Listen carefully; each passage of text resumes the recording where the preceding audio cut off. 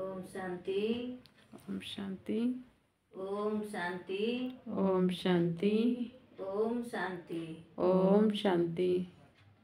ओम शांति 5/1/25 प्राप्त मुरली। ओम शांति अव्यक्त बापदादा पुनरावृत्ति 17/10/2003 मधुबन।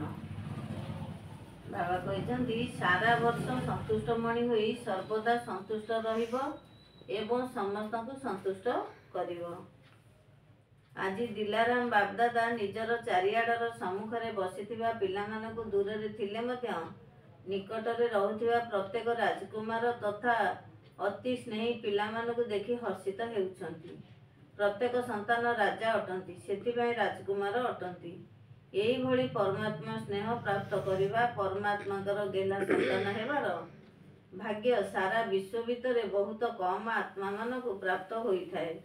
किंतु तुम्हें समस्ते परमात्मा स्नेही परमात्माकर गेला संतान हेबार अधिकारी अट। दुनिया रे आत्मा माने डाकुछन्ति आस आस, किंतु तुम्हें माने परमात्माकर स्नेहर अनुभव करुछ, परमात्माकर पालन रे पालित हेउछ।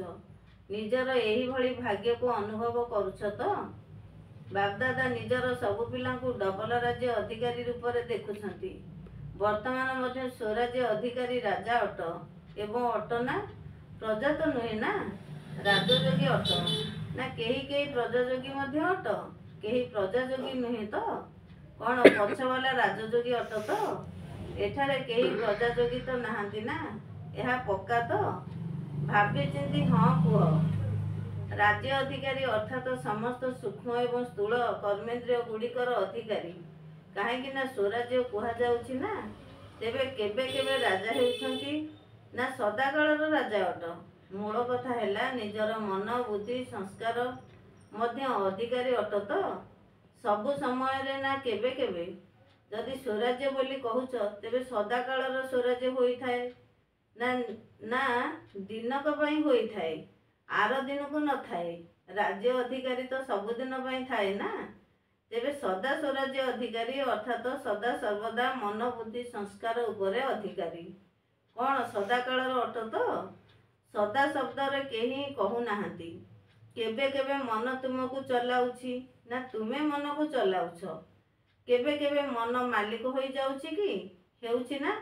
तेबे जे सदाकालर स्वराज्य अधिकारी से ही विश्वराज्य अधिकारी। तेणु सबुबले एही कथा चेक कर जे जेतिकी समय पर्यंत एवं जेतिकी शक्तिर सहित निजर कर्मेंद्रिय गुड़िक उपरे तथा मन बुद्धि संस्कार उपरे एवं अधिकारी हेउछ, सेही अनुसारे भविष्यत रे मध्य राज्य अधिकारी प्राप्त हेबो। जदि वर्तमान परमात्माकर पालना, परमात्माकर पाठपढ़ा, परमात्माकर श्रीमत आधार रे संगम जुगर एही गोटिए जन्म रे सदाकालर अधिकारी होई पारु नाहो, तेबे 21 जन्म किपरि राज्य अधिकारी हेबो?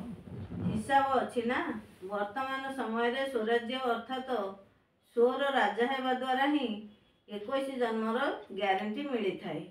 तेणु मु किए एवं भविष्यत रे कौन हेबी यही कथा वर्तमानर अधिकारी द्वारा निजे ही जानी पारिबो।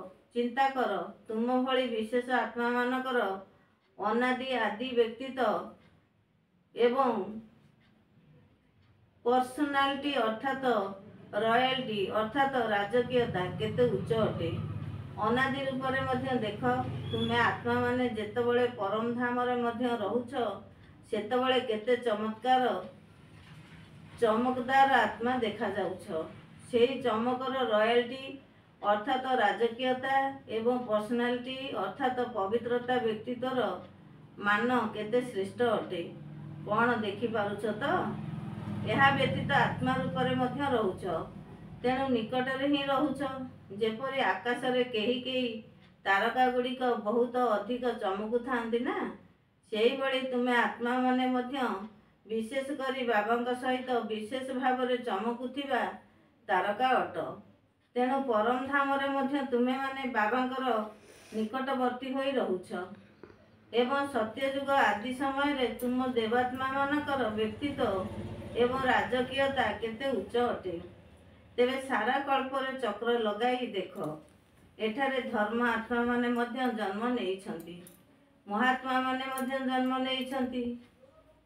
ଧର୍ମ ପିତାମାନେ ମଧ୍ୟ ଜନ୍ମ ନେଇଛନ୍ତି, ନେତାମାନେ ମଧ୍ୟ ଜନ୍ମ ନେଇଛନ୍ତି, ଅଭିନେତାମାନେ ମଧ୍ୟ ଜନ୍ମ ନେଇଛନ୍ତି, କିନ୍ତୁ ଏଭଳି ବ୍ୟକ୍ତି ତ ଅନ୍ୟ କାହାର ଅଛି କି? ଯାହା ତୁମ ଦେବାତ୍ମାମାନଙ୍କର, ବାବା କହିଲେ, ଯାହା ତୁମ ଦେବାତ୍ମାମାନଙ୍କର ସତ୍ୟ ଯୁଗରେ ଥିଲା, ତେବେ ନିଜର ଦେବତା ସ୍ୱରୂପ ସମ୍ମୁଖକୁ ଆସିଯାଉଛି। କ'ଣ ଆସୁଛି ନା କିଏ ଜାଣେ ମୁଁ ହେବି କି ନ ହେବି? ଏହା ତ ପକ୍କା ଅଟେ ନା। ଏବେ ନିଜର ଦେବତା ସ୍ୱରୂପକୁ ସମ୍ମୁଖକୁ ଆଣ ଏବଂ ଦେଖ କ'ଣ ନିଜର ବ୍ୟକ୍ତିତ୍ୱ ଆସିଗଲା ତ? ସେଥିରେ କେତେ ରାଜକୀୟତା ଥିଲା, ଯାହାଦ୍ୱାରା ପ୍ରକୃତି ମଧ୍ୟ ଶତପ୍ରଧାନ ହୋଇଯାଉଛି। ପକ୍ଷୀମାନେ, ବୃକ୍ଷ ଲତାଗୁଡ଼ିକ ଏବଂ ଫଳ ଫୁଲ ସବୁକିଛି ଶତପ୍ରଧାନ ଅର୍ଥାତ୍ ରାଜକୀୟ ଅଟେ। ଆଚ୍ଛା, ଏବେ ଆଉ ଟିକିଏ ତଳକୁ ଆସ।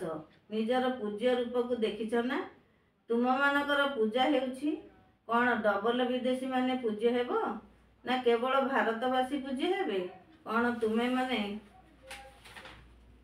ଦେବୀ ଦେବତା ହୋଇଥିଲ ନା?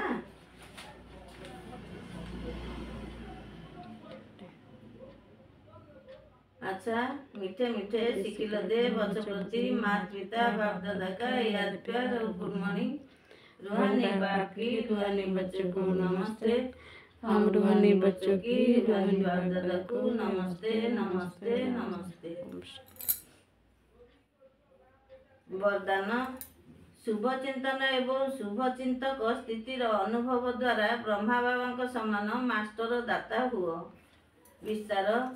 ब्रह्मा बाबा समान मास्टर दाता हेबा पाई ईर्ष्या, घृणा एवं परिहास करिबा, एही तीनोटी कथारू मुक्त रही समस्त प्रति शुभचिंतक हुआ एवं शुभ चिंतन स्थितिर अनुभव कर। कहीं जहाँ भीतर ईर्ष्यार अग्नि रही थाए सी निजे मध्य जलुथाए एवं अन्य को मध्य दुखी करिथाए। घृणा करिला वाला निजे मध्य तलकू खसी थाए एवं अन्य मानकू मध्य तलकू टाणी थाए एवं हस मजारे मध्य परिहास करुथिबा व्यक्ति अन्य आत्मा को शक्तिहीन करी दुखी करिथाए। सेथिबाई एही तीनोटी जाक कथारू मुक्त रही शुभचिंतन स्थितिर अनुभव द्वारा दातांकर संतान मास्टर दाता हुआ। स्लोगान। मन, बुद्धि एवं संस्कार उपरे संपूर्ण राज्य करुथिबा स्वराज्य अधिकारी हुआ। निजर शक्तिशाली संकल्प द्वारा सूक्ष्म शक्ति प्रदान करिवार सेवा कर। 5 तारिख रे तुमे ब्राह्मण पिला माने कल्प वृक्षर कांड अट। कांड द्वारा ही सारा वृक्ष को शक्ति प्राप्त होई थाए। तेणु एबे विश्व को सकाश देवार सेवा कर। जदि 20टी सेंटर बा 30टी सेंटर बा 200-250 सेंटर बा निजर जोन कथा बुद्धि रे रहिबो, तेबे बेहद विश्व को सकाश देई परिबो नाही। सेथिबाई हद अर्थात सीमा भितरु बाहरी आसी एवं बेहदर सेवा करिवार पाठ आरंभ कर। बेहदर कथा स्मृति रे रहिले हदर छोट मोट कथा गुड़िक आपे आपे समाप्त होइजिवो। तेबे बेहदर सकाश द्वारा परिवर्तन हेबा, यह ही हेउची तीव्र गति रे सेवा करिवार परिणाम। ओम शांति।